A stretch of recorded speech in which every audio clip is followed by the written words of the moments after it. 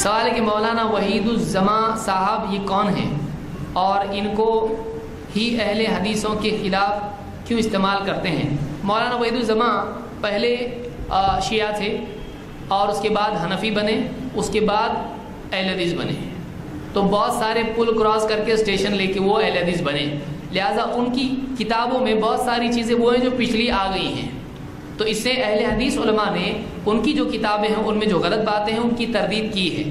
لیکن بہت سارے لوگ مولانا وحید الزماں ہوں یا اسی طرح سے نواب صدیق حسن خان ہیں، ان کی کتابوں سے کچھ مسئلے بتاتے ہیں، کہتے دیکھو اہل حدیث کی کتاب میں ایسا ہے، اہل حدیث عالم نے ایسا غلط لکھا ہے۔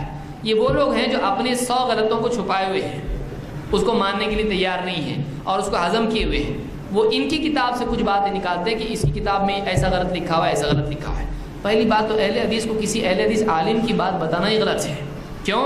اس لیے اہل حدیث خود بول رہا ہے بھائی 4 امام اپنی جگہ درست ہے، لیکن ان کی بات نبی کے مقابلے میں نہیں ماننا۔ جب وہ اماموں کی بات نبی کے مقابلے میں نہیں مان رہا ہے تو یہ کون ہے؟ ان کی گنتی بھی نہیں ہے۔ ان کو بتا رہے تمہارے عالم ایسا بولے تو بولے، کیا کرنے کا؟ اس کو پکڑو، ان کو جا کے بولو کیسا بولی ہے۔ ہمارے اوپر وہ حجت نہیں ہے۔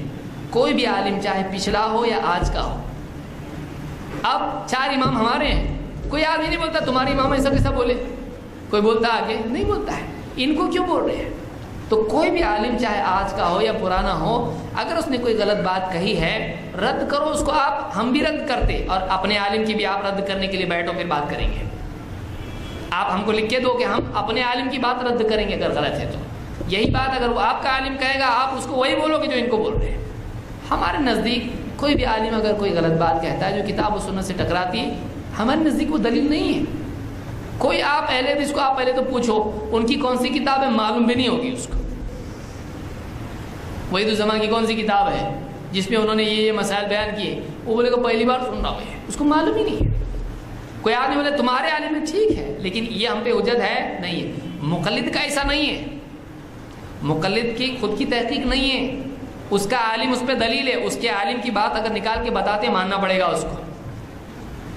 تو ہم اگر ان کے عالم کی بتائیں وہ ان کی دلیل ہے، ہمارے لیے ہمارا عالم دلیل نہیں ہے۔ ہمارے لیے کیا دلیل ہے؟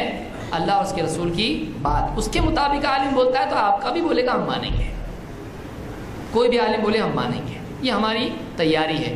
اگر ہمارا کوئی عالم ہے جس کو اہل حدیث مانتے ہیں لوگ، وہ عالم اگر کوئی غلط بات کہتا ہے ہم اس کو نہیں مانتے، وہ غلط ہے، ہم بولیں گے غلط ہے، لیکن آپ بھی دل بڑا کرو کہ اپنے عالم کی غلطی ماننے کے لیے۔